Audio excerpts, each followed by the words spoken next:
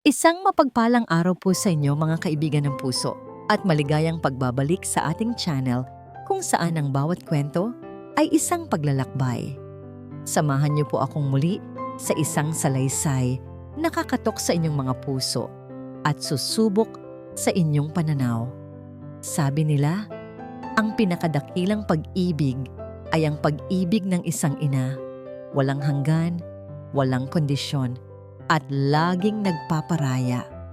Pero paano kung ang mismong pag-ibig na yon, na ibinigay ng walang hinihintay na kapalit, ay siya pa palang magiging dahilan ng unti-unting pagguho ng kanyang pagkatao? Ang halimuyak ng sinangag na may bawang at ang bahagyang amoy alat ng tuyo, ang unang bumati sa umaga sa loob ng Villa Esperanza. Para kay Amara Liwayway, ito ang ritual na gumigising sa kanyang bawat araw sa loob ng halos 10 taon. Ang ipaghanda ng almusal ang kanyang anak na si Lino at ang asawa nitong si Malia. Maingat niyang inihain ang mga pagkain sa mesa. Tinitiyak na ang tasa ng kape ni Lino ay nasa kanan at ang mainit na tubig para sa tsaan ni Malia ay nakahanda na. Ilang sandali pa, bumaba si Malia mula sa kanilang silid. Nakasuot ito ng isang mamahaling silk robe at ang mukha'y nakasimangot na tila ba ang pagsikat ng araw ay isang personal na kasalanan sa kanya. Hey Nay, ito na naman? Anito? Ang boses ay walang kabuhay-buhay.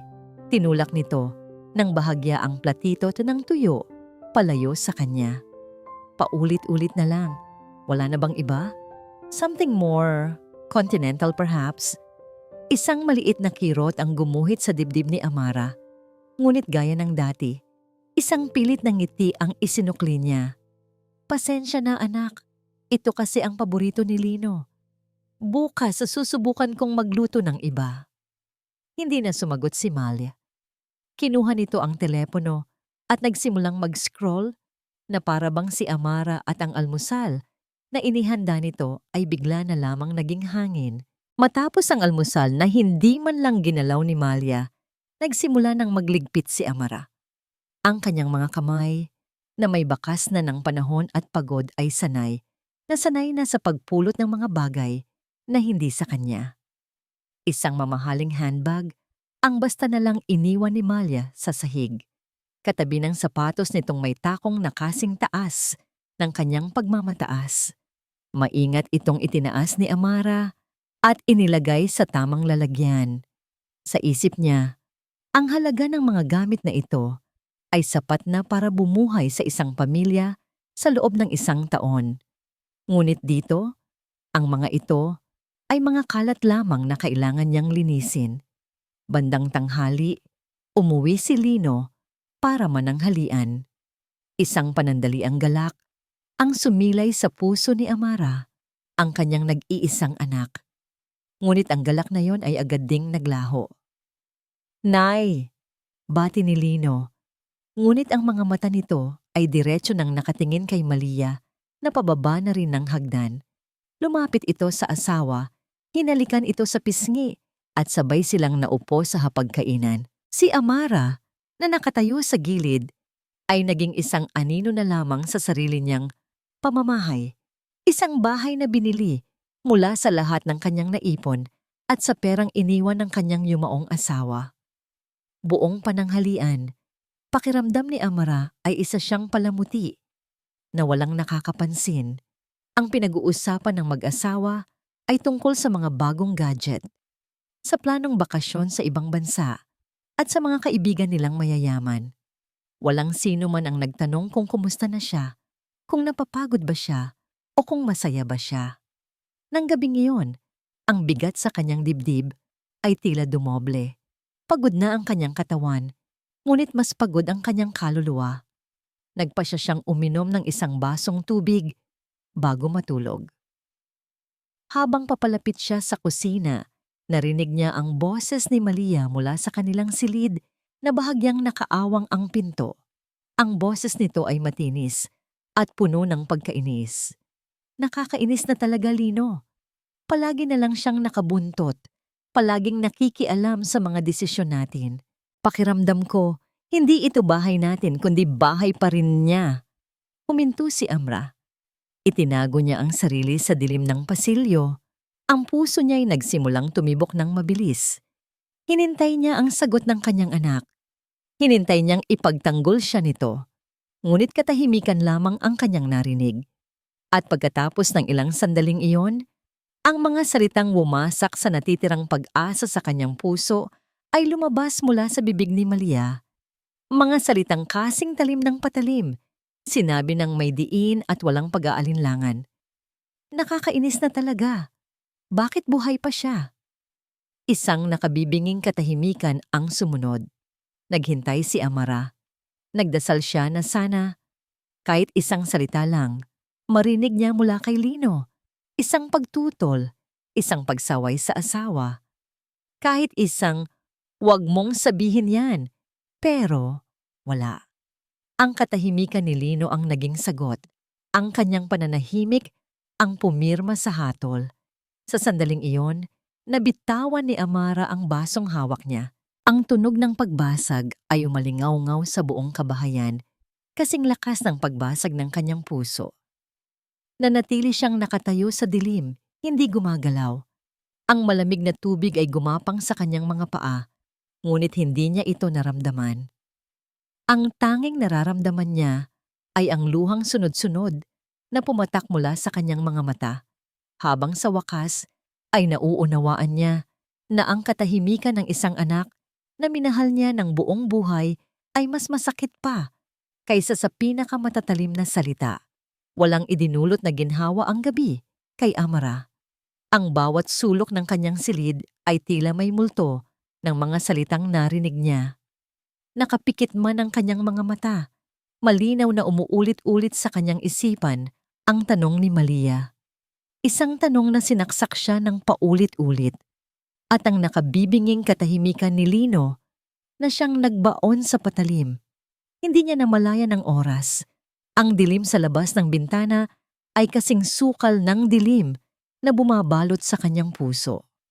Bumangon siya at naupo sa gilid ng kama. Ang lamig ng sahig na dumadampi sa kanyang mga paa, ang tanging paalala na siya ay gising at hindi ito isang masamang panaginip. Tumingin siya sa mga litratong nakadisplay sa kanyang tokador. Isang litrato ng kasal nila ng kanyang yumaong asawa, si Ricardo. Isang litrato ni Lino nung ito'y musmus pa, nakangiti at walang muwang, mahigpit ang yakap sa kanya. Saan nagkamali? Saan siya nagkulang? Ibinigay niya ang lahat. Oras, pagod, pangarap, at lahat ng naipundar nila ng kanyang asawa. Ibinigay niya hanggang sa wala nang natira para sa kanyang sarili. Ang sakit ay unti-unting napalitan ng isang malamig na katotohanan. Kung mananatili siya rito, kung magpapatuloy siya sa pagiging anino, dito na rin siya mamamatay. Hindi sa pisikal na paraan, kundi sa pagkaubos ng kanyang kaluluwa. Isang ideya ang biglang pumasok sa kanyang isip. Isang alaala, isang pangako. Dahan-dahan siyang tumayo at binuksan ang kanyang lumang aparador. Mula sa ilalim nito, hinila niya ang isang maliit na baul na kahoy, ang taguan ng mga alaala at mahahalagang gamit ni Ricardo. Nang buksan niya ito, sumalubong sa kanya ang amoy ng nakaraan. Maingat niyang inangat ang mga lumang damit at papeles hanggang sa makita niya ang hinahanap. Isang maliit at itim na aklat ng telepono. Nanginginig ang mga kamay na binuklat niya ito. Ang bawat pahina ay naglalaman ng sulat kamay ng kanyang asawa. At doon, sa letrang D, nakita niya ang isang pangalan na madalas ikwento sa kanya ni Ricardo noon. Isang abogadong matalino at may prinsipyo, Attorney Hiraya Diwa. Sa ilalim ng pangalan ay may nakasulat na numero ng telepono.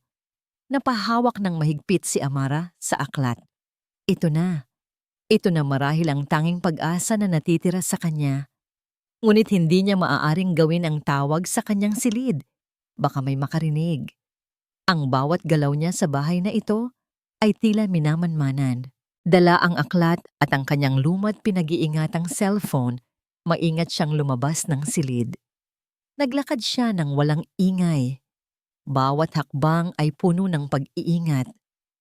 Hanggang sa marating niya ang pinakaliblib na bahagi ng bahay, ang bodega, sa ilalim ng hagdanan.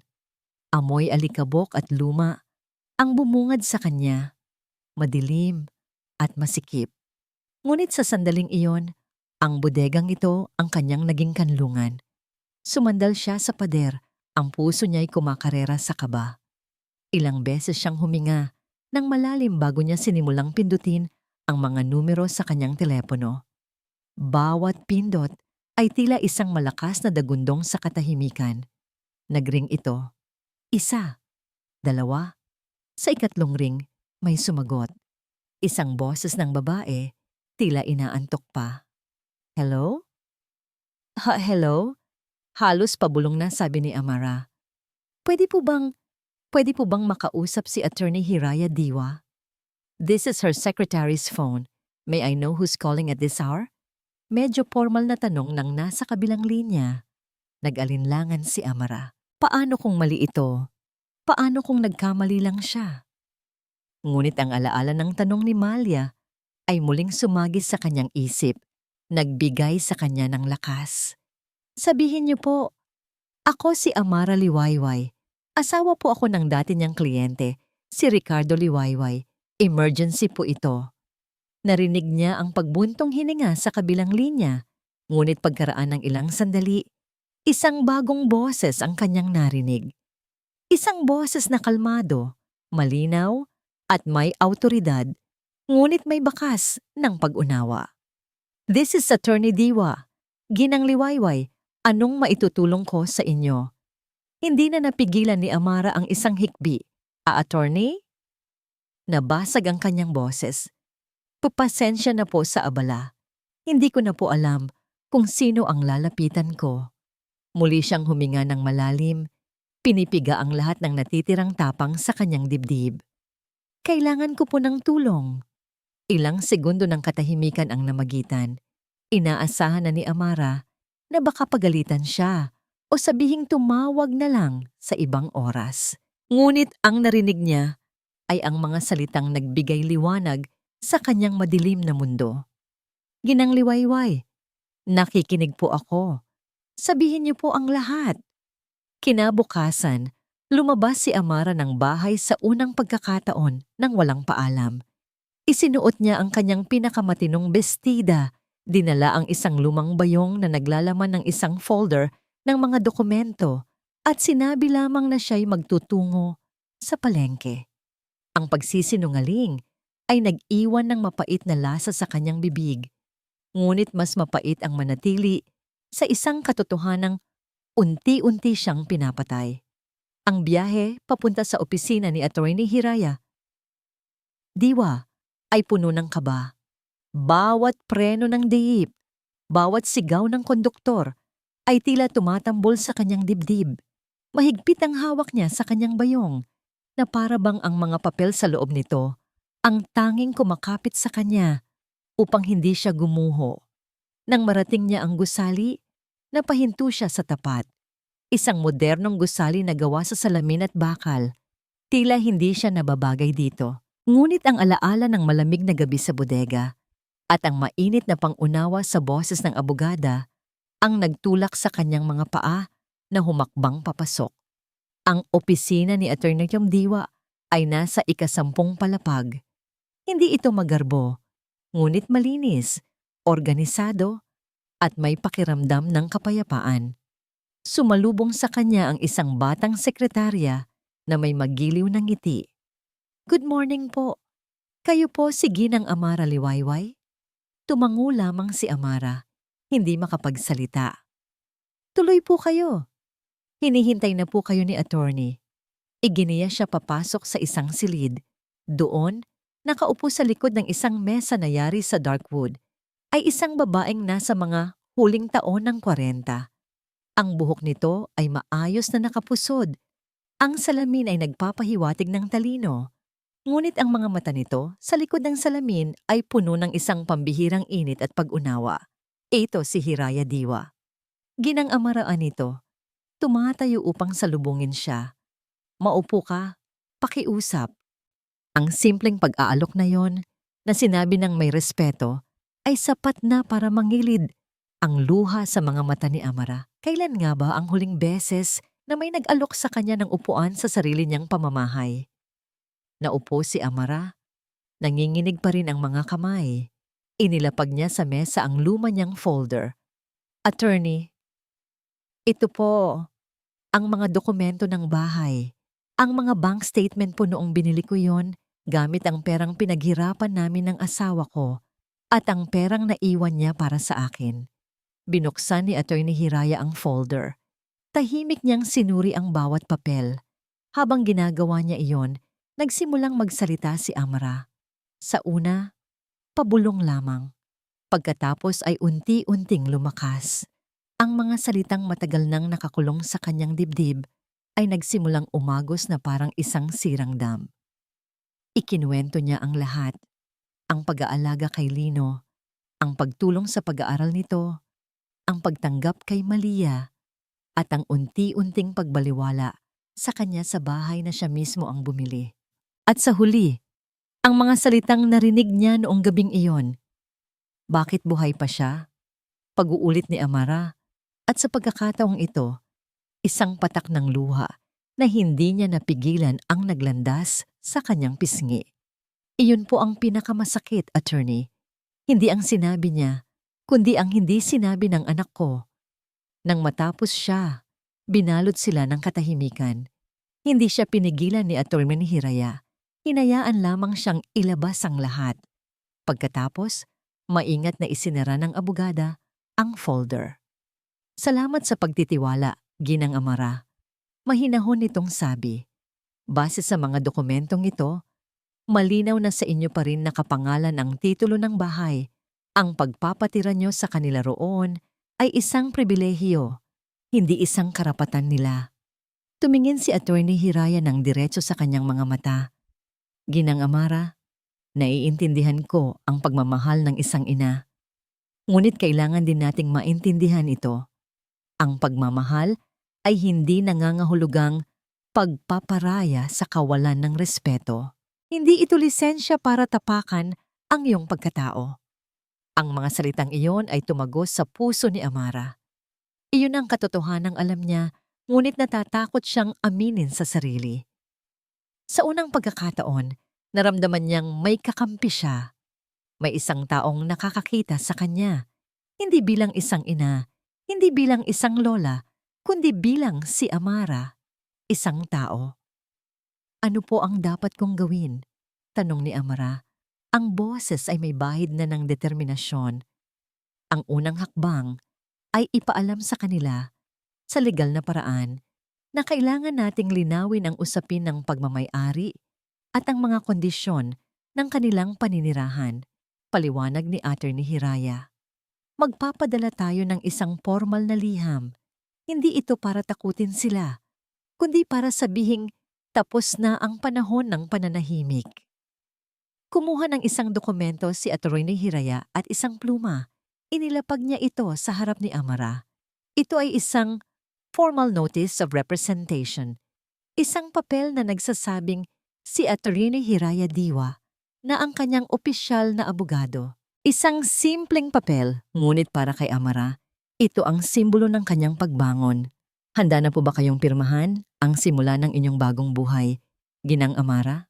Lumipas ang 2 araw na tila ba may bombang nakatanim sa ilalim ng Villa Esperanza. Naghihintay na sumabog.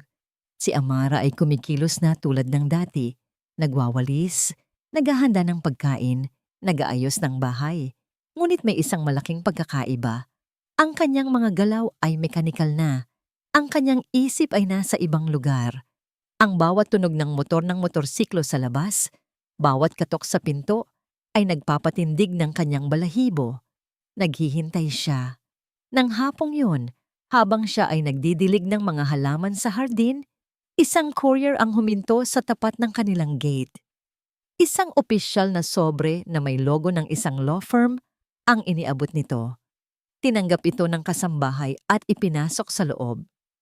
Alam ni Amara na iyon. Ang liham. Hindi siya pumasok. Nanatili siya sa labas, dinidiligan ng mga rosas na tila ba iyon ang pinakamahalagang gawain sa mundo. Ngunit ang kanyang mga tainga ay nakatutok sa loob ng bahay. Narinig niya ang pagbukas ng pinto, ang boses ni Malia, at pagkatapos, katahimikan. Isang katahimikan na mas nakakakaba kaysa sa anumang sigaw. Pauwi na si Lino mula sa trabaho, pagod at gusto lamang magpahinga. Ngunit pagpasok pa lang niya ng pinto, isang kakaibang bigat ang sumalubong sa kanya. Nakita niya si Malia na nakatayo sa gitna ng sala, hawak ang isang bukas na sobre. Ang buong katawan ay naninigas sa galit. Anong nangyari? Tanong niya. Dahan-dahang ipinatong ang kanyang briefcase sa upuan. Hindi sumagot si Malia. Sa halip, ibinato nito sa kanya ang sulat. Ang mga papel ay lumipad at kumalat sa sahig. Basahin mo, utos nito. Ang boses ay nanginginig at puno ng kamandag. Basahin mo ang katrayduran ng nanay mo. Naguguluhang pinulot ni Lino ang mga papel. Isang letterhead mula sa Diwa Law Offices. Habang binabasa niya ang mga salita. Formal clarification of property rights, reassessment of living arrangements and legal representation. Nanlamig ang kanyang mga kamay. Ano to? Halos pabulong niyang tanong. Ano to? Sumabog si Malia. Ang kanyang mukha ay namumula na sa galit. Iyan ang sulat ng demonyo mong ina. Matapos natin siyang kupkupin, pakainin at ituring na reyna sa bahay na to, ito ang isusukli niya. Gusto niya tayong palayasin, ang walang utang na loob. Teka, Malia, baka hindi naman ganyan.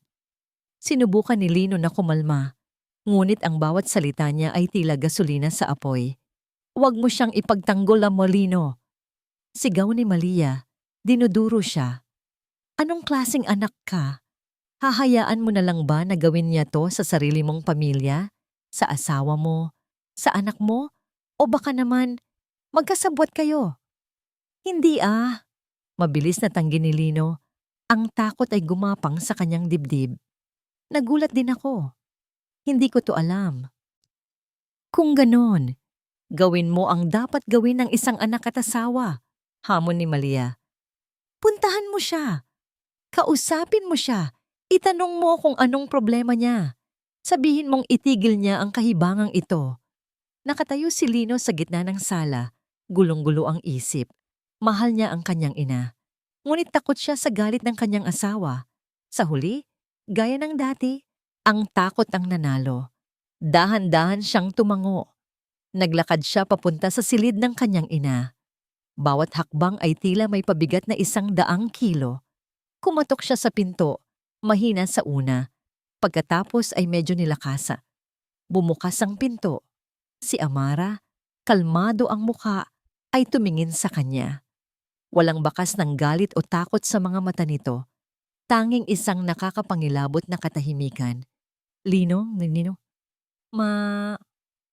Nagsimulang mautal si Lino. Bakit niyo to ginagawa? Nakita mo ba kung gaano kagalit si Malia?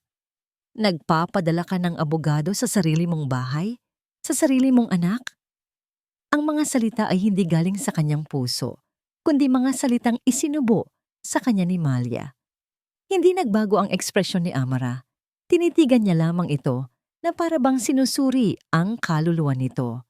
Pagkatapos ng ilang sandali, nagsalita siya. Ang kanyang boses ay hindi mataas, hindi galit, ngunit may bigat na katumbas ng isang malaking bato. Tanungin mo ang asawa mo kung ano ang sinabi niya noong gabing yon. Natigilan si Lino. Ang simpleng pangungusap na yon ay tumama sa kanya ng mas malakas kaysa sa anumang sigaw. Bumalik sa alaala niya ang eksena, ang reklamo ni Malia, ang tanong nitong malupit at ang sarili niyang pananahimik. Akmang magsasalita pa sana siya, ngunit wala siyang masabi. Walang salitang kayang ipagtanggol ang kanyang kaduwagan. Tumalikod siya, talunan at hiyang-hiya. Ngunit pagpihit niya, halos mapaatras siya sa gulat. Doon sa dulo ng pasilyo, nakatayo si Malia. Nakahalukip-kip ito. Ang mga mata ay nanlilisik na parang isang ahas. Malamig ang kanyang boses nang magsalita ito. Narinig mo. Ngayon, ako pa ang sinisisi niya. Ang digmaan sa Villa Esperanza ay nagbago ng anyo. Ang dating maingay na sigawan at mga pinto na bumabalagbag ay napalitan ng isang nakakakilabot na katahimikan. Ngunit sa ilalim ng katahimikang iyon, mas ramdam ni Amara ang kumukulong tensyon. Alam niyang natanggap ni Malia ang mensahe. Hindi na siya ang dating Amara na kayang takutin at maliitin. Kaya naman, nagsuot ito ng bagong maskara. Isang umaga, habang nag-aalaga ng kanyang mga halaman si Amara, narinig niya ang boses ng kanyang kapitbahay na si Aling Nena. "Uy Malia, kamusta na? Ang aga mo yata ngayon." Nakita ni Amara, mula sa gilid ng kanyang mga mata, ang paglabas ni Malia sa gate. Ang mukha nito ay sinadyang magmukhang malungkot at puno ng pasanin. "Ay Maring Nena." Malumanay at bahagyang paos ang boses ni Malia, sapat na para marinig sa buong bakuran. "Heto, lumalanghap lang ng hangin. Ang bigat kasi ng dibdib ko. Alam mo na, mahirap talagang mag-alaga ng matanda. Lalo na kung parang iba na ang takbo ng isip." Napatigil sa paggupit ng tuyong dahon si Amara. Nanatili siyang nakatalikod, ngunit ang kanyang mga kamay ay humigpit sa hawak na gunting. "Nako, bakit naman?" Usisan ni Aling Nena, na nahulog agad sa bitag. "Hindi ko na alam, Amare. Bigla na lang siyang nagbago. Ayaw nang kumain ng luto ko. Nagpadala pa ng sulat galing sa abogado. Parang kami pa ang masama ngayon," sabi ni Malia, kasabay ng isang pekeng hikbi. "Ang gusto lang naman namin ni Lino ay alagaan siya, pero parang gusto na niya kaming palayasin." Ang sakit-sakit. Nakikinig lamang si Amara. Ang bawat salita ni Malia ay isang patak ng lason, ngunit hindi na ito tumatalab sa kanya. Sa halip, nagpatigas ito lalo sa kanyang puso. Nakita niya ang laro. Nakita niya ang pagkukunwari. At hindi na siya muling magpapaloko pa. Kinahapunan, muling umarte si Malia. Nagluto ito ng paboritong sinigang na baboy ni Amara at dinala ito sa kanyang silid. "Nay," malamig ang boses nito na para bang walang nangyari. "Pinagluto ko po kayo ng paborito ninyo. Alam kong hindi kayo masyadong kumakain nitong mga nakaraang araw. Heto po, mainit pa." Tiningnan ni Amara ang mangkok. Pagkatapos ay tumingin siya sa mga mata ni Malia. Nakita niya ang pagkislap ng desperasyon sa likod ng pekeng pag-aalala. "Salamat, Malia," mahinahon niyang sagot.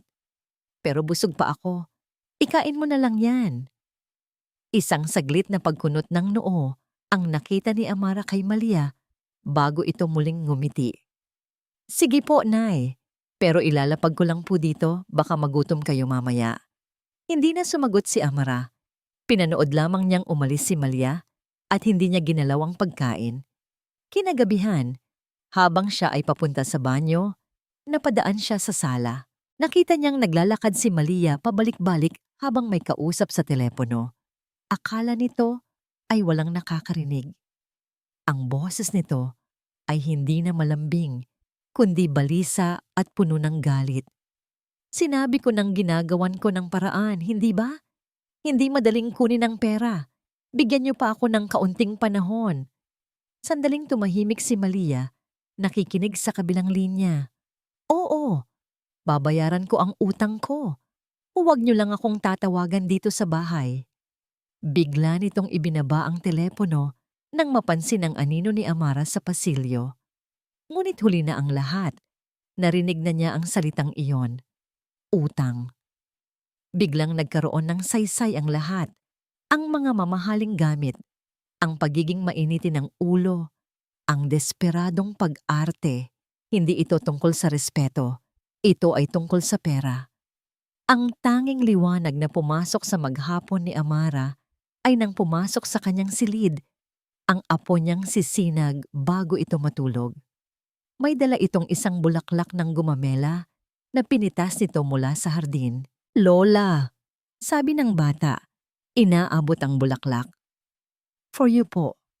I love you." Lahat ng bigat na naramdaman ni Amara sa buong araw ay tila gumaan. Niyakap niya ng mahigpit ang kanyang apo. "Mahal na mahal ka rin ni Lola, Sinag. Huwag mong kalimutan yan, ha?" Tumango ang bata at niyakap siya pabalik bago tumakbong palabas ng silid. Hawak-hawak ni Amara ang bulaklak, ang tanging dalisay na bagay sa gitna ng lahat ng kasinungalingan. Nang gabing iyon, hindi mapakali si Amara. Ang salitang utang ay umuulit-ulit sa kanyang isipan. Naisip niyang baka ito na ang ugat ng lahat. Hating gabi na, nang magising siya dahil sa nauuhaw. Dahan-dahan siyang lumabas ng silid. Pagdaan niya sa tapat ng silid ng mag-asawa, narinig niya ang mahihinang boses, ngunit sapat na para maintindihan. "Hindi ko na alam ang gagawin ko, Lino." Umiiyak na, sabi ni Malia. "Kung hindi tayo makakabayad sa Biyernes, lalaki ng todo ang interes." "Saan na naman ba kasi napunta ang pera, Malia?" Ganting tanong ni Lino. Ang boses ay puno ng pagod at pag-aalala. "Akala ko ba para sa negosyo yon? Bakit may mga credit card bills na naman dito na hindi ko alam?" Napatigil sa paghinga si Amara. Pinakinggan niyang mabuti. Ang pagtatalo nila ay hindi na tungkol sa kanya. Ito ay tungkol sa isang problemang mas malaki pa. Isang problemang pilit itinatago sa kanya. Isang problemang ngayon ay nagsisimula ng umalingasaw. Ang mga narinig ni Amara mula sa pagtatalo ng mag-asawa ay nag-iwan sa kanya ng hindi mapakaling pakiramdam. Ang salitang utang ay naging isang tinik na bumaon ng malalim sa kanyang isipan. Hindi na ito simpleng hinala. Isa na itong piraso ng palaisipan na kailangan niyang buuin. Kinabukasan, habang wala si Lino at Malia sa bahay at si Sinag naman ay nasa eskwela, sinimula ni Amara ang kanyang paghahanap. Hindi niya alam kung ano ang partikular na hinahanap niya, ngunit nagtiwala siya sa kanyang kutob. Nagtungo siya sa kusina, kung saan naroon ang basurahan para sa mga tuyong papel. Isang bagay ang nagtulak sa kanya na silipin ito. Nagsuot siya ng guwantes at maingat na hinalungkat ang laman. Sa ilalim ng mga balat ng candy at lumang resibo, may isang papel na lukot na tila ba sinadyang itago sa ilalim. Dahan-dahan niya itong binuklat. Ang kanyang mga mata ay nanlaki sa nakita. Isa itong final demand letter mula sa isang lending company na hindi pamilyar sa kanya. Nakapangalan ito kay Malia. Ang halaga ng utang na nakasaad doon ay nakakagulat. Isang halagang sapat na para bumili ng isang bagong kotse. Ang petsa ng sulat ay noon pang 1 linggo. Ito na ang patunay. Ito ang dahilan ng lahat ng pagkabalisa ni Malia. Ngunit may isang bagay na mas nakagambala sa kanya. Sa ibaba ng sulat, may odrin na nagsasabing kung hindi ito mababayaran, maaari nilang isunod ang collateral na nakasaad sa kanilang kasunduan. Walang nakasulat kung ano ang collateral. Sakto namang pagkatapos niyang itago ang sulat sa kanyang bulsa, tumunog ang telepono ni Malia na naiwan nito sa sala. Nagring ito ng nagring. Sa una, binaliwala niya ito. Ngunit sa ika-5 ring, tila may nag-udyok sa kanya na sagutin. Hindi niya alam kung bakit. "Hello?" sabi niya. Sinadyang lakihan ng boses na parang katulong. "Nasaan si Malia?" Isang magaspang na boses ng lalaki ang sumagot. Walang anumang paggalang. "Hindi na naman niya sinasagot ang mga tawag ko. Sabihin mo sa kanya, hanggang bukas na lang ang palugit niya." Akmang ibababa na ni Amara ang telepono, ngunit nagsalita muli ang lalaki. At ang mga sumunod nitong sinabi ang nagpatigil sa pagtibok ng kanyang puso. "Sabihin mo sa amo mong si Malia, itigil na niya ang drama niya. Akala niya ba hindi ko alam ang ginagawa niya? Nakarating sa akin ang balita. Sinabi niya sa akin noon na malapit nang mawawala ang matandang yon para makuha na niya ang mana. Nirekomenda ko pa nga sa kanya ang eksena. Yung tipong maririnig ng matanda na tinatanong kung bakit buhay pa siya para ma-depress at atakihin sa puso. Sinunod naman niya. Ang galing umarte. Pero ngayon, ang matanda pa pala ang unang kumilos. Nabitawan ni Amara ang telepono. Ang lakas ay tila hinigop mula sa kanyang mga tuhod. Napasandal siya sa pader, sapo ang kanyang dibdib. Hindi maaari. Ang bawat salita ay parang asido na tumunaw sa lahat ng natitira niyang pagmamahal para sa kanyang manugang. Ang sakit na naramdaman niya noong gabing iyon ay bumalik. Ngunit ngayon, 10 beses na mas matindi. Dahil hindi lang pala iyon isang salitang nabitawan sa galit. Ito ay isang plano, isang kalkuladong kalupitan, isang tangkang pagpatay sa kanyang kaluluwa. At si Lino na nanahimik, naging kasangkapan siya sa masamang balak ng kanyang asawa. Ang kanyang kaduwagan ay naging pahintulot. Ang pighati sa puso ni Amara ay biglang naglaho. Ito ay napalitan ng isang bagay na mas matindi at mas malinaw. Isang malamig at nagbabagang galit. Ang galit ng isang inang niloko. Ang galit ng isang babaeng tinapakan ng pagkatao. Hindi na siya umiyak. Tapos na ang panahon ng pagluha. Pinulot niya ang telepono mula sa sahig. Nanginginig pa rin ang kanyang mga kamay, ngunit hindi na dahil sa takot o sa sakit. Ito ay dahil sa isang desisyong nabuo na sa kanyang isipan, isang desisyong hindi na mababali pa. Naglakad siya papunta sa kanyang silid, kinuha ang kanyang cellphone at hinanap ang numero ni Atty. Hiraya Diwa. Nang sagutin ito ng abogada, ang boses ni Amara ay hindi na nag-aalangan. Ito ay kalmado, matatag, at malamig na parang yelo. Attorney, ako to si Amara. Ginang Liwayway, napatawag po kayo? Ituloy niyo na po ang susunod na hakbang, sabi ni Amara. Ang bawat salita ay may bigat at determinasyon. Gusto kong ihanda ang mga papeles para sa donasyon, lahat. Ang bahay, ang lupa, ang lahat ng perang natitira sa bangko. Ibibigay ko sa bahay kanlungan ng mga tala. Natahimik sandali si Atty. Diwa sa kabilang linya, tila na nabigla. Sigurado po ba kayo dito, Ginang Amara? Ito ay isang malaking desisyon. Tumingin si Amara sa labas ng bintana, ngunit hindi niya nakikita ang hardin. Ang nakikita niya ay ang simula ng kanyang bagong buhay, isang buhay na malaya sa mga taong ang tanging hangad ay ang kanyang kamatayan. Oo, attorney, sagot niya. At sa unang pagkakataon, sa loob ng maraming taon, narinig niya ang sarili niyang boses na puno ng kapangyarihan. Mas sigurado pa ako kaysa sa pagsikat ng araw bukas. Ilang araw, pagkatapos ng kanyang desisyon, isinama ni Atty. Hiraya Diwa si Amara upang personal na bisitahin ang lugar na pag-aalayan niya ng lahat ng kanyang yaman, ang bahay kanlungan ng mga tala. Ito ay isang simpleng compound na napapaligiran ng isang luntiang hardin, malayo sa ingay ng syudad. Hindi ito mukhang isang malungkot na institusyon, kundi isang tahanang puno ng buhay. Pagpasok pa lang nila, isang pakiramdam ng kapayapaan ang bumalot kay Amara. Nakita niya ang mga babaeng magkakasamang nagtatawanan habang naghahabi ng mga banig. May iba namang nag-aalaga ng mga gulay sa hardin, habang ang kanilang maliliit na anak ay masayang naglalaro sa di kalayuan. Ang bawat mukha ay may bakas ng pinagdaanang sakit, ngunit sa kanilang mga mata, mayroon ng kislap ng pag-asa. Isang babaeng nagpakilalang si Ate Lorna, ang tagapamahala ng lugar, ang sumalubong sa kanila. Ginang Amara, Atty. Diwa, tuloy po kayo. Anito na may mainit ng ngiti. Ikinagagalak po naming makilala kayo.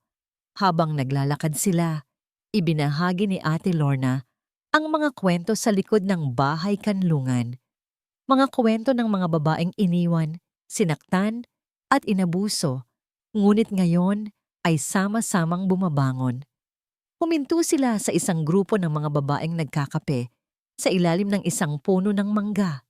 Isa sa kanila, isang batang babae na marahil ay kaedad lamang ni Malia, ang nahihiyang ngumiti kay Amra. "Salamat po sa pagbisita," sabi nito. "Dahil po sa mga tulad ninyo, may lugar kaming natatakbuhan." Tumango lamang si Amara, hindi makapagsalita. Nakikita niya ang kanyang sarili sa kanila. Ang pagkakaiba lamang, ang bilangguan niya ay isang magandang bahay na tinatawag na Villa Esperanza, at ang mga rehas nito ay gawa sa huwad na pagmamahal at obligasyon, habang pinagmamasdan niya ang isang ina na tinuturuang magbisikleta ang kanyang anak.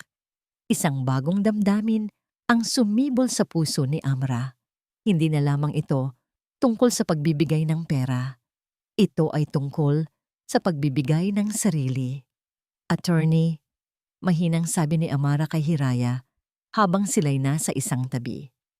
"Pagkatapos po ng lahat ng ito, kapag nailipat na ang lahat, maaari po kaya akong tumulong dito? Kahit magdilig lang ng halaman o magturo sa mga bata magbasa." Isang makahulugang ngiti ang sumilaylay sa labi ni Attorney ni Hiraya. "Iyan ang pinakamagandang desisyon na narinig ko sa buong linggo, Ginang Amara. Siyempre naman, ikaw ay magiging higit pa sa isang donor. Ikaw ay magiging bahagi ng kanilang pamilya." Sa sandaling iyon, ang lahat ng pag-aalinlangan ni Amara ay naglaho. Nakita na niya ang kanyang kinabukasan.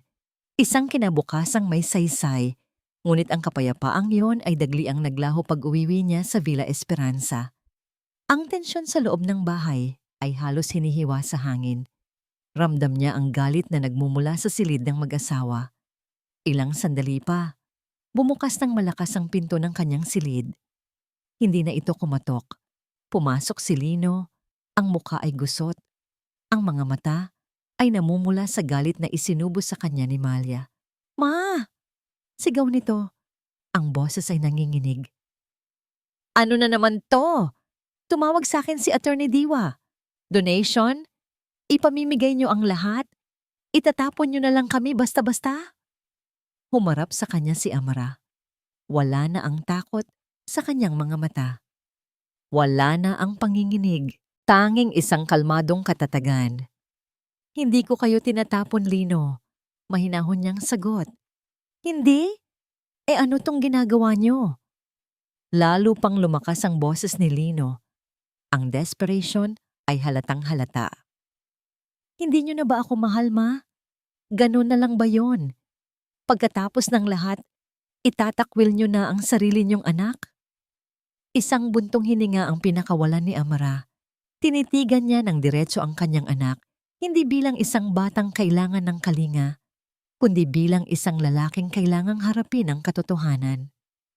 "Ang pagmamahal ko sa iyo, Lino, hindi iyon nagbago at hinding-hindi magbabago," sabi niya. Ang bawat salita ay malinaw at may bigat. "Pero ang pagmamahal ko sa sarili ko, ngayon pa lang nagsisimula." Natigilan si Lino. Ang mga salitang iyon ay parang isang malakas na sampal na gumising sa kanya. Wala siyang masabi. Ang lahat ng galit at mga akusasyon na inihanda niya ay biglang naglaho, napalitan ng isang malaking pagkalito. Nakatitig siya sa kanyang ina na para bang ngayon niya lang ito nakita. Talunan. Dahan-dahan siyang tumalikod para umalis. At pagpihit niya, pareho silang napahinto. Sa may pintuan, nakatayo ang munting si Sinag. Hawak-hawak nito ng mahigpit ang kanyang manika. At sa mga mata nito, sunod-sunod na dumadaloy ang mga luha. Narinig niya ang lahat. Ang pag-iyak ni Sinag ay tila isang malakas na kulog na nagpatigil sa lahat. Si Lino, na puno ng galit ilang sandali lang ang nakalipas, ay natigilan at napatingin sa kanyang anak na may halong pagkakasala at pagkalito. Si Amara naman, na nagtayo na ng isang pader sa paligid ng kanyang puso, ay nakaramdam ng isang malaking bitak sa pader na iyon nang makita ang luha sa mga mata ng kanyang apo. Bago pa man makapagsalita si Lino, tumakbo si Sinag, ngunit hindi pa palayo. Tumakbo ito papasok sa silid at niyakap ng mahigpit ang mga binti ng kanyang lola. Lola, sabi nito sa gitna ng kanyang mga hikbi. Ang mukha ay nakasubsob sa bestida ni Amara. Don't leave us please. Don't go. Ang bawat salita ay tila maliliit na karayom na tumusok sa puso ni Amara. Umupo siya sa gilid ng kama at marahang hinaplos ang buhok ng bata. Ang tigas na binuo niya sa kanyang dibdib ay unti-unting lumambot. Shh, apo, hindi aalis si Lola. Mahina niyang sabi, sinusubukang pakalmahin ang bata. Ngunit alam niyang ang mga salita ay may dalang kahulugan na hindi pa lubos na naiintindihan ng musmos. Nag-angat ng mukha si Sinag, ang mga mata ay namumugto at puno ng kalituhan. But Mama and Papa are always fighting. Palagi po silang galit. And I heard Papa shouting at you.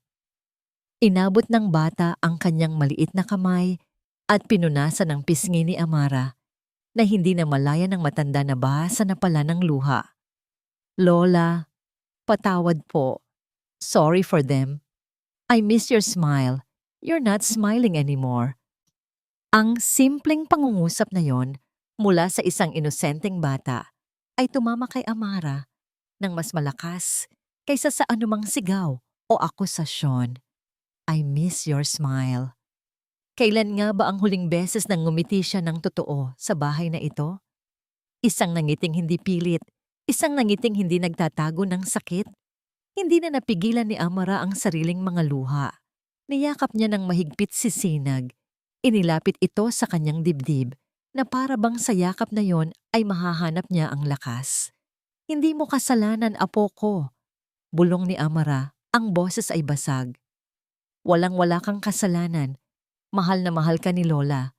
Tandaan mo yan palagi ha. Kahit anong mangyari, hindi magbabago yon. Sa isang sulok ng silid, nakatayo pa rin si Lino. Walang imik. Nakikinig. Pinapanood niya ang eksena sa kanyang harapan.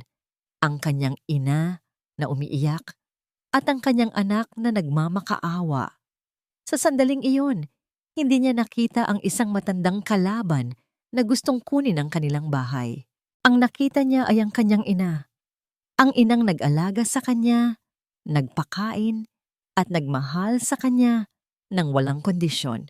At nakita niya kung paano niya ito sinuklian, ng pananahimik, ng kaduwagan, at ng pagpapabaya. Ibinigay ni Sinag ang isang maliit na kahon ng biskwit at isang gusot na papel mula sa kanyang bulsa. Isang drawing, isang larawan ng pamilya na siya mismo ang gumuhit.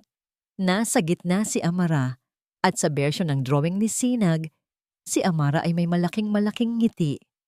I made this for you in school, Lola, sabi ng bata na medyo kumalma na. Sabi ni teacher, i-drawing daw po namin ang aming happy place. Tinitigan ni Amara ang drawing, isang simpleng guhit ng isang bata.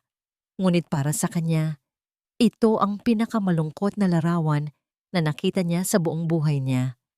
Isang pamilyang masaya lamang sa papel. Hinalikan niya sa noo si Sinag. Salamat, apo. Ito ang pinakamagandang regalong natanggap ko. Ibinaba niya ang bata. Sige na, bumalik ka na sa silid mo. Kailangan mo nang matulog. Tumango si Sinag at tumakbo palabas. Ngunit bago tuluyang mawala sa pasilyo, lumingon ito kay Lino.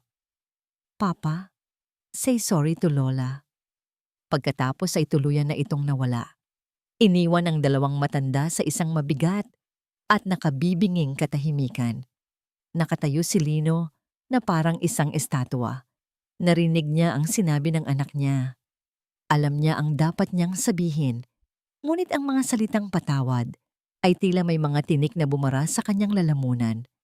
Ang kanyang pagkalalaki, ang kanyang pride, at ang takot niya kay Malia ay naghahalo-halo. Sa huli, wala siyang sinabi. Dahan-dahan siyang tumalikod at naglakad papalayo. Dala-dala ang bigat ng kanyang pagsisisi. Naiwan si Amara sa kanyang silid. Hawak ang bulaklak mula kahapon at ang drawing mula ngayon. Ang dalawang bagay na ito ang kanyang naging ebidensya. Sa bahay na ito, ang tanging tunay na pagmamahal na natatanggap niya ay mula sa isang batang hindi pa kayang unawain ang bigat ng mundo. At napagtanto niya, hindi sapat iyon para manatili pa siya. Ang conference room sa opisina ni Attorney Hiraya Diwa ay malamig at formal. Ang mahabang mesa na gawa sa mahogany sa gitna ay tila isang linya na humahati sa dalawang magkalabang panig. Sa isang dulo, nakaupo si Amara, kalmado at may dignidad, katabi ang kanyang abogada. Sa kabilang dulo, magkatabing nakaupo si Lino at Malya. Si Lino ay hindi mapakali. Ang mga mata ay palipat-lipat mula sa mesa hanggang sa kanyang ina. Si Malia naman, sa kabila ng sitwasyon, ay nagpakita ng isang maskara ng kumpiyansa at pagkainis na para bang siya ang biktima sa lahat ng ito. Salamat sa pagdating ninyong lahat. Panimula ni Attorney Diwa, ang kanyang boses ay professional at walang bahid ng emosyon. Tayo ay naririto upang formal na talakayin ang mga ari-arian ni Ginang Amara Liwayway, partikular na ang bahay at lupa sa Villa Esperanza. Wala nang dapat pag-usapan. Agad na sabat ni Malya, hindi na makapaghintay. Ang bahay na yon ay ibinigay na sa amin ni Mama. Regalo niya yon sa aming kasal. Ngayon, bigla niyang babawiin. Hindi yata tama yon, Attorney. Hindi pinansin ni Attorney Diwa ang kanyang pagsabat. Sa halip kumuha ito ng isang folder at inilapag sa mesa. Bago tayo magpatuloy, may ilang bagay lang kaming gustong linawin. Ginang Malia del Mundo Makisig, pamilyar po ba kayo sa kumpanyang ito? Ipinakita niya ang isang dokumento, ang letterhead ng lending company na natagpuan ni Amara sa basurahan. Biglang nanlamig at namutla si Malia. Ang kanyang kumpiyansa ay dagliang naglaho. Hindi ko alam ang sinasabi mo. Ganoon po ba? Kalmadong tanong ni Attorney Diwa. Dahil ayon sa aming source, mayroon po kayong hindi nababayarang utang sa kanila na nagkakahalaga ng mahigit 2 milyong piso. At ayon sa inyong kasunduan, ang inilagay ninyong collateral ay ang future inheritance ninyo mula kay Ginang Amara Liwayway. Sinungaling! Sigaw ni Malia napatayo. Gawa-gawa niyo lang yan para siraan ako. Malya, umupo ka. Mahinang saway ni Lino, na ngayon ay litong-lito na at pinagpapawisan. Ano ito? Anong utang? Ngunit hindi doon natapos si Attorney Diwa. Kumuha ito ng isang maliit na digital recorder at ipinatong sa mesa. At mayroon pa pong isa. May isang taong tumawag sa bahay ni Ginang Liwayway. Ilang araw na ang nakalipas, hinahanap kayo. Sa kasamaang palad, si Ginang Amara ang nakasagot. Pumindot si Attorney Diwa sa recorder. Recording? Sinabi niya sa akin noon na malapit nang mawawala ang matandang yon para makuha na niya ang mana. Nirekomenda ko pa nga sa kanya ang eksena, yung tipong maririnig ng matanda na tinatanong kung bakit buhay pa siya para ma-depress at atakihin sa puso. Sinunod naman niya. Ang galing umarte. Ang katahimikan sa loob ng silid ay nakabibingi. Si Lino ay napatingin kay Malya. Ang kanyang mga mata ay nanlalaki sa hindi makapaniwalang pagkasuklam.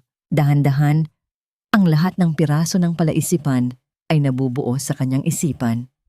Ang biglaang galit ni Malya, ang mga salitang sinabi nito, ang kanyang sariling pananahimik. Lilino, hindi totoo yan. Maniwala ka sa akin. Nauutal na sabi ni Malya. Ang lahat ng kulay ay nawala sa kanyang mukha. Sinasadya nila yan para pag-awayin tayo. Ngunit nakita na ni Lino ang katotohanan sa mga mata ng kanyang asawa. Ang kasinungalingan, ang pandaraya, ang kalupitan. Hindi siya sumagot kay Malia. Sa halip, tumingin siya sa kanyang ina. Sa unang pagkakataon, nakita niya ng buong-buo ang sakit na idinulot niya. Ang sakit na hinayaan niyang mangyari. Bulong niya, Ang boses ay basag. Patawad! Tumango lamang si Amara, isang malungkot na pagtanggap. Dahil sa mga pangyayaring ito, pagpapatuloy ni Atty. Diwa na tila ba isang hukom na nagbababa ng hatol. Formal nang binabago ni Ginang Amara Liwayway ang kanyang huling habilin, ang lahat ng kanyang ari-arian, ang bahay, ang lupa, at lahat ng laman ng kanyang bank accounts ay formal nang inililipat bilang donasyon sa Bahay Kanlungan ng Mga Tala, isang foundation para sa mga babaeng biktima ng pang-aabuso. Inilapag ni Atty. Diwa ang isang makapal na dokumento sa harap ni Amara. Ibinigay niya rito ang isang pluma. Sa harap ng kanyang natutulalang anak at ng kanyang ngayong talunang manugang, mahinahon at walang pag-aalinlangang pinirmahan ni Amara ang bawat pahina. Pagkatapos, tumayo siya. Tumingin siya kay Lino, hindi na may galit, kundi may isang uri ng mapait na pagpapaalam. Binigyan kita ng buhay, Lino. Sabi niya, ang kanyang boses ay matatag, pero hindi ko maaaring ibigay sa iyo ang buong buhay ko. Isang malakas na sigaw ang kumawala mula kay Malia, at pagkatapos ay napahagulgol ito at napaluhod sa sahig, talunan at wasak. Si Lino ay nanatiling nakatayo, hindi gumagalaw, hindi tumitingin sa asawa at hindi rin makatingin sa ina. Parang isang multo sa sarili niyang trahedya. Walang lingon-likod na naglakad si Amara palabas ng silid, kasunod si Atty. Diwa na bago isara ang pinto ay nagsabi ng malinaw, mayroon kayong 30 araw para lisanin ang Villa Esperanza. Lumipas ang 6 na buwan. Ang dating magarang Villa Esperanza ay may bago ng may-ari. Ang dating pamilyang wasak ay nagkanya-kanya na ng landas. Ngunit sa isang maliit na hardin sa loob ng compound ng Bahay Kanlungan ng Mga Tala, isang bagong uri ng pamilya ang dahan-dahang namumukadkad. Dito, si Amara ay hindi na si nanay o lola na tagapagsilbi. Dito, siya ay si Ka Amara. Nakasuot ng simpleng duster at may sombrero sa ulo para proteksyon sa araw. Masayang-masaya siyang nagtuturo sa ilang mga babae kung paano magtanim ng gulay. Ang kanyang mga kamay na dati sanay sa paglilinis ng mga mamahaling gamit ay ngayoy masayang nagbubungkal ng lupa. Ang kanyang tawa na minsan ay naging pambihira, ngayon ay malayang naririnig kasabay ng tawa ng kanyang mga bagong kaibigan. Ka Amara, tingnan niyo po, namumulaklak na ang kamatis ko. Masayang sabi ng isang batang babae na nagngangalang Risa, isa sa mga residente ng Bahay Kanlungan. Aba, oo nga, sagot ni Amara, ang mga mata ay kumikinang sa tuwa. Sa susunod na linggo, makakagawa na tayo ng masarap na sarsyado niyan. Ito na ang kanyang bagong buhay, isang buhay na may layunin. Sa bawat butong kanyang itinatanim, nararamdaman niyang itinatanim din niya ang pag-asa sa mga pusong minsan nang nalanta. Tuwing Sabado ng hapon, mayroon siyang mga bisita.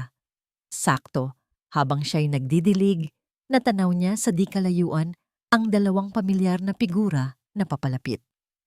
Si Lino at si Sinag. Naging ritual na nila ito. Lola! Sigaw ni Sinag. Tumakbo ito at yumakap ng mahigpit kay Amara. Oh, apo, dahan-dahan!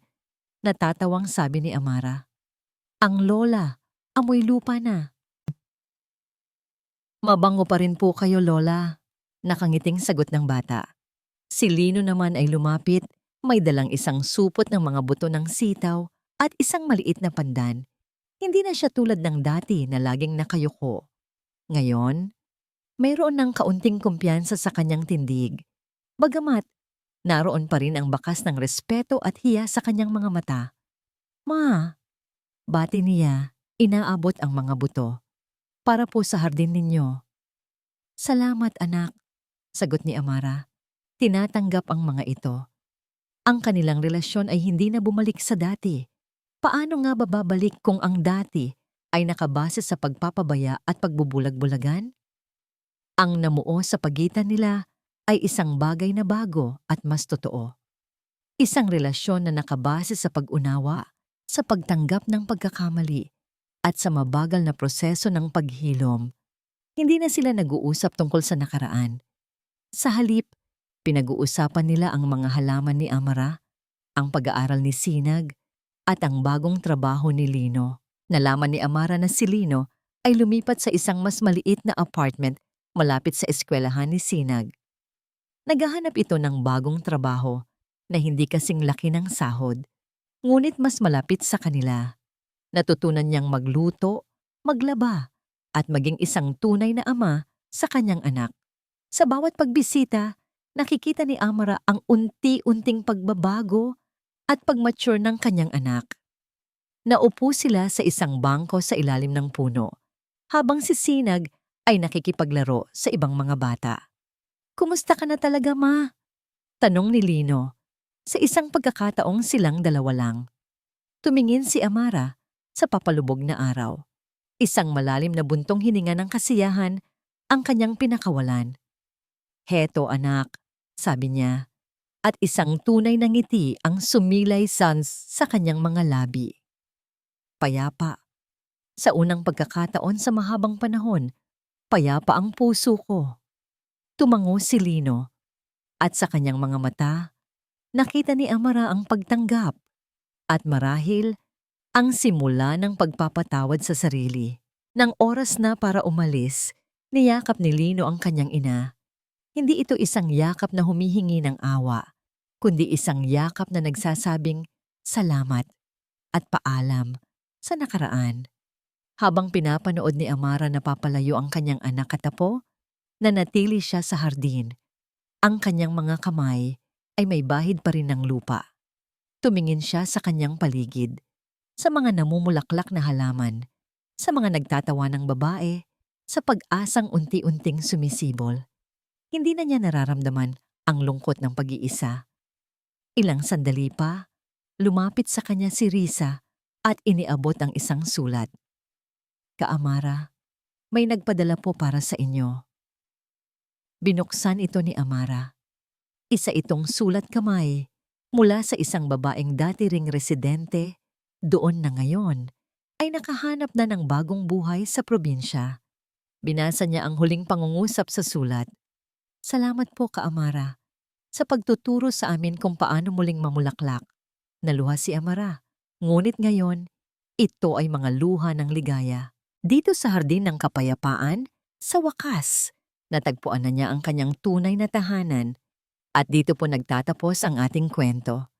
Isang salaysay na nagpapatunay na hindi kailanman huli upang piliin ang sarili. At ang tunay na pagmamahal ay hindi nagpapakulong, bagkus ay nagpapalaya.